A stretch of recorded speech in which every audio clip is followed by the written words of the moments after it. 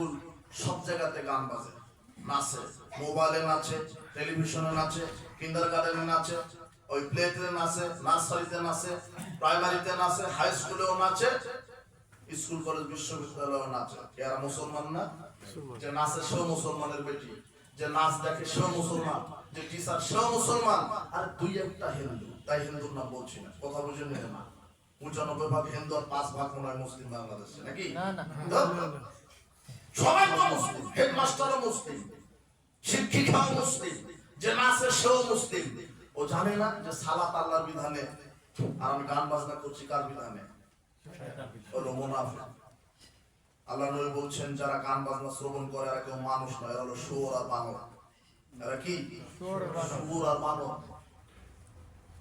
আপনি যদি মুসলমান হন, কিন্ডারগার্টেন প্লে প্রাইমারি তো আপনার ছেলে ভর্তি হবে, ওটা হিন্দু ছেলে ভর্তি হবে। মুসলমানের ছেলে মক্তবে ভর্তি হবে। কোথায়? মাদ্রাসায়।